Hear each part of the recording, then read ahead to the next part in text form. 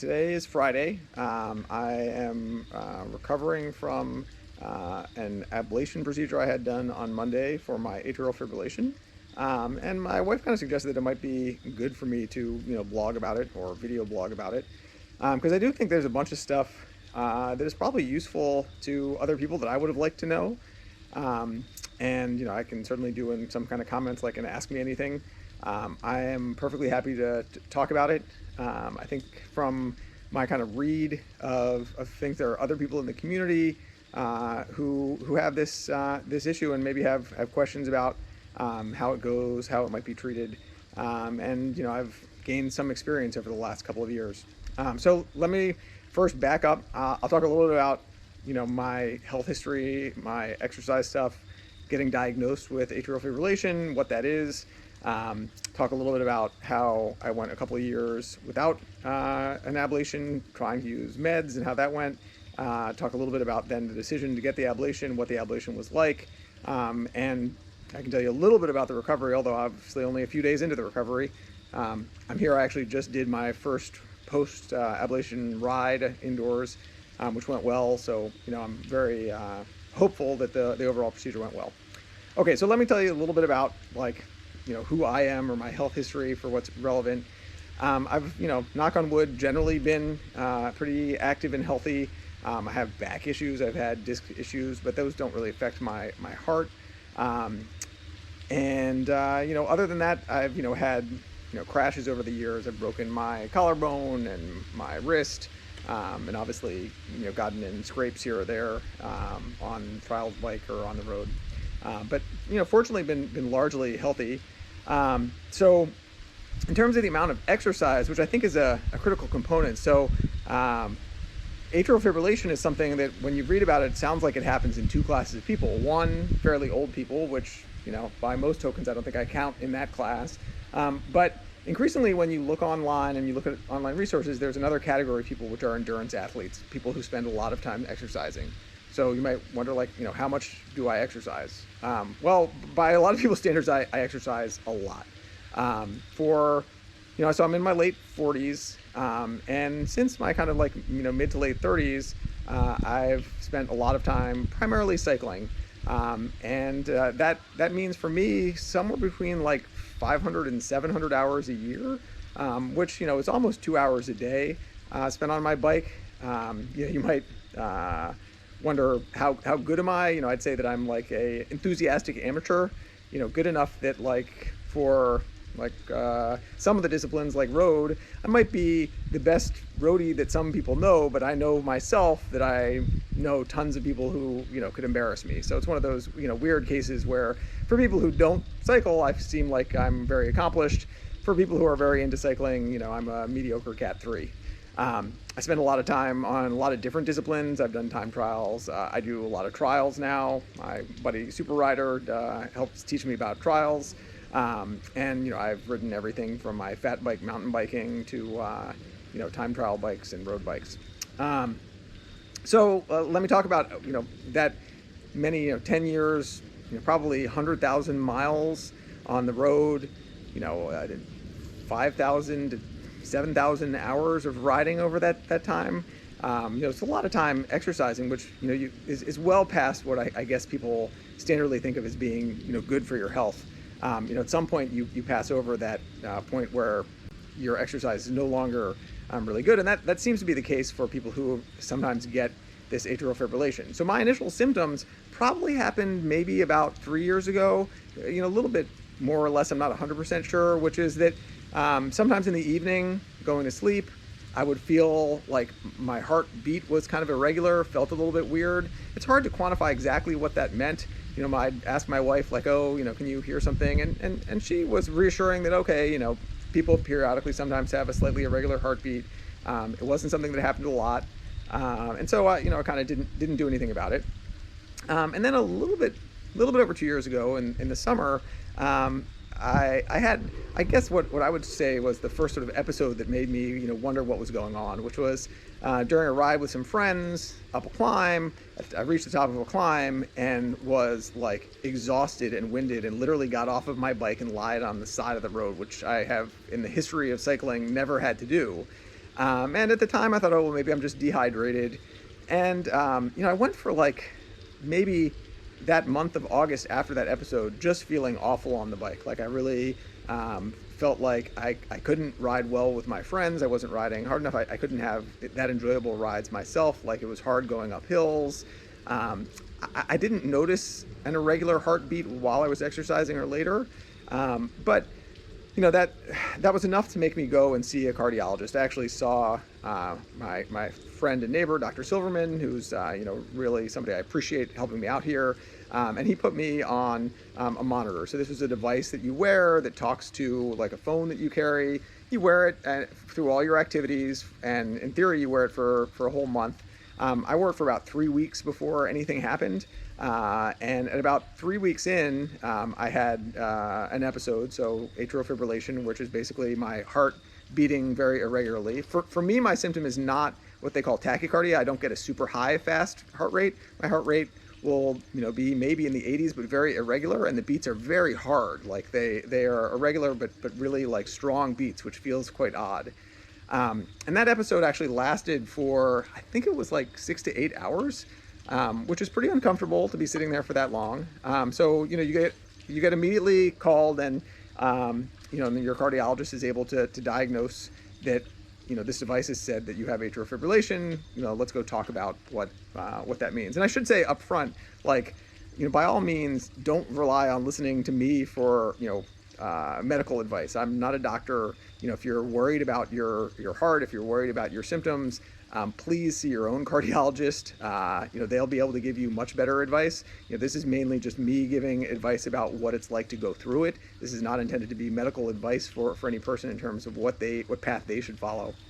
So anyway, talking to my cardiologist, for me, the suggestions were the primary treatments were that I could go on some medication, or you can go and do this procedure that's called an ablation, which I'll talk about a little bit later. At the time, this was kind of at the height of COVID. I was very concerned about going in for any kind of a procedure, and it seemed like the prudent thing was to try to see if medication would work. So I went on something called flecainide. You can look it up. It's supposed to help with heart rhythm. I was on quite a low dose, and was hopeful that this would help. So I was basically on flecainide for about 2 years, and overall it's hard for me to say whether or not it actually helped me. I didn't feel as miserable on the bike, but I would periodically have episodes, and I'd have episodes maybe at a frequency that was not that different than my initial diagnosed frequency, where it took like 3 weeks wearing the device to have. Like I would record these, and it would happen every month, every 3 weeks, and it's hard to say exactly what would trigger them. For me, mine are not necessarily triggered by exercise. I know some people have episodes that are triggered by doing extreme exercise when they're working out very hard is when things happen. For me, actually, it seemed to be mainly something that would be triggered when I was at rest. So often they would be triggered at like 3 or 4 in the morning. And in terms of what does that feel like? Because I think that was a question I had initially. I wasn't sure what I was feeling. You think athletes are supposed to be in tune with their bodies. For me, that was sometimes problematic to know what it felt like. But I eventually learned. One of the things that helped me learn was that I bought this little device. It's called a Kardia device. Basically, it's a 2-lead EKG. It's probably not officially medical grade, but it'll help you visualize what's going on. There will be a little app. Will tell you what it thinks of whether or not it thinks you're in sinus rhythm, which is sinus rhythm is a normal heart rate, or atrial fibrillation, or in theory, I guess it can diagnose some other things. For me, it would tell me like, oh, what you're feeling right now really is atrial fibrillation. I could go and use this device for 30 seconds and confirm like, okay, I'm in AFib, and sometimes I could snap myself out of it by doing things like dunking my head in water or a little light exercise. And then I could confirm like, oh yeah, I'm now out of it. So anyway, so that was kind of what my initial symptoms and diagnosis were like, what it was like, living with it. I didn't experience dramatic side effects from the flecainide. I'm not 100% sure if there were less dramatic, side effects. But, so what changed? Why was I unhappy with that? Well, as I mentioned, I was still getting episodes. Often the episodes would happen when I was under some sort of minor stress. So it could be like, travel, or work stress. And more recently, over this last summer, I kind of have a theory that for me, maybe the heat and humidity made my symptoms a little bit worse. So again, kind of this August, I didn't feel as bad as I did initially, maybe 2+ years ago in the summer, but I didn't really have a very good month of riding. I never really felt right. And that made me sort of contemplative about maybe being in a situation to go look at what the procedure would look like.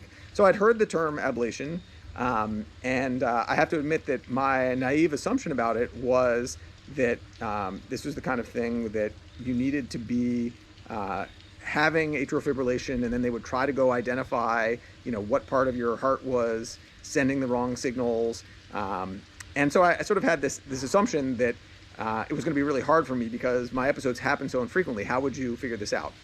But anyway, I decided I would go and see a doctor. I saw Dr. Sprague at Johns Hopkins, who was great. And he was fantastic at explaining and convincing me that I was actually quite a good candidate for this procedure. And part of the convincing thing for me, and you can go and look up what this procedure is online, probably better than I can explain it. But essentially, what they determined over the years is that most of the false signals that are causing this atrial fibrillation come from your pulmonary vein. And those signals, they basically can electrically isolate by burning in, or I guess it's really actually be a cold, but burning in a ring that isolates electrically your pulmonary vein from your heart. And I may have gotten a little bit of the details wrong. I'm not a doctor. I'm not, 100% great on the anatomy. But that's my understanding of it. And since they think that these signals come from that pulmonary vein, and they can basically isolate the entire pulmonary vein, they don't actually have to specifically determine where your false signals are coming from. And over the 20+ years they've been doing this procedure, that data seems to have held out that really just isolating that vein and not going for like a particular spot is sufficient. So that essentially means that somebody like Dr. Sprague does a lot of the same procedure, so he's essentially doing it based upon the anatomy, not based upon your particular symptomology. So that means that, they are more expert at doing essentially the same kind of thing over and over, which has a much higher, confidence rate in terms of the outcomes and not having negative side effects.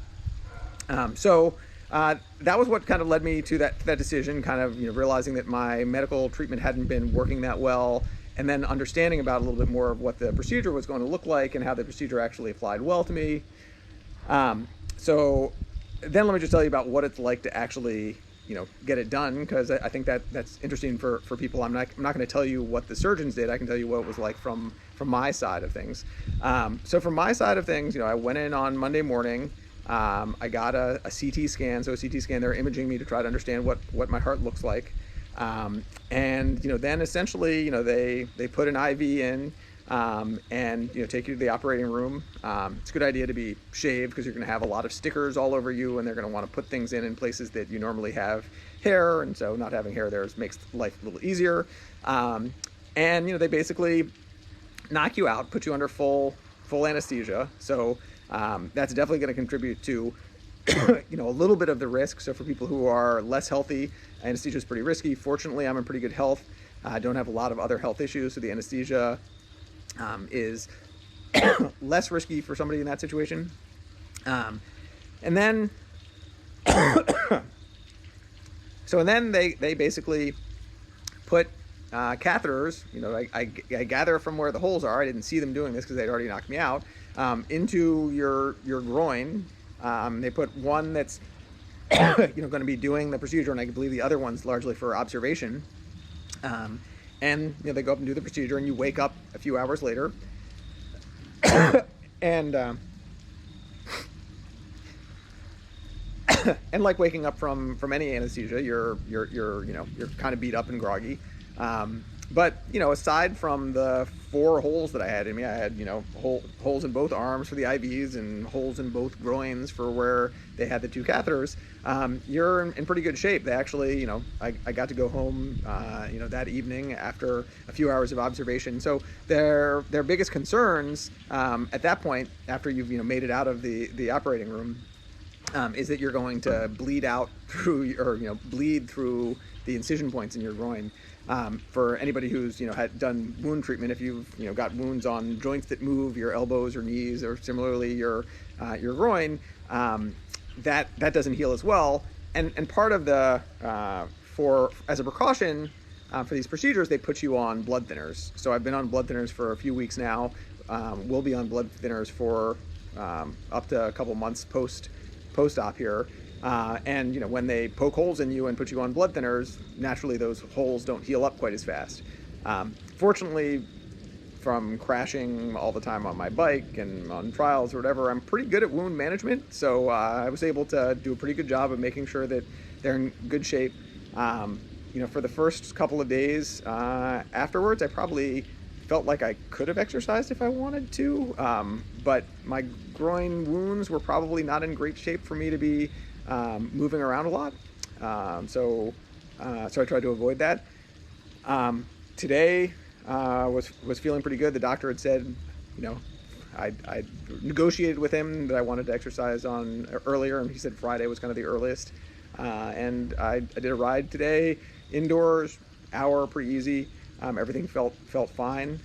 In terms of post-op, the other weird thing aside from the wound care, and this is something like I sort of wish they had told me, but it's fine, is that as an athlete, I'm used to having quite a low heart rate. I don't have, the crazy low heart rate that I know some endurance athletes have, but my overnight low heart rate will be maybe 45 to 50, depending upon on my rest. And this procedure can immediately make your heart rate go up, your resting heart rate go up by like 20 beats per minute. So my overnight resting heart rate now appears to be around 65. For people who are into heart rate metrics, my heart rate variability also went tremendously down from over 100 milliseconds to 10 to 15, which was a crazy change. That resting heart rate seems to be stable, while sitting at work is also 20 beats higher. It didn't seem to be higher while exercising. I guess, we'll see over the next coming months. And I will say that, this procedure does not have a 100% success rate. The success rate is pretty high. So I'm, still hopeful, but it'll have to be over the next coming months that I discover whether or not this is really, resolve the issue for me. Anyway, I hope that was helpful for anybody who's going through similar issues. As I said, already earlier, and if you have cardiac concerns, if you have issues with your heart, please don't rely on purely internet resources, especially not just someone like me. Go see a physician, go see your regular doctor, or go see a cardiologist. But hopefully hearing somebody else's story, helps people not feel like they're the only ones going through these things, or maybe answer some questions about, what a path might look like if you are going through this. Anyway, thanks. I hope everybody has a good weekend.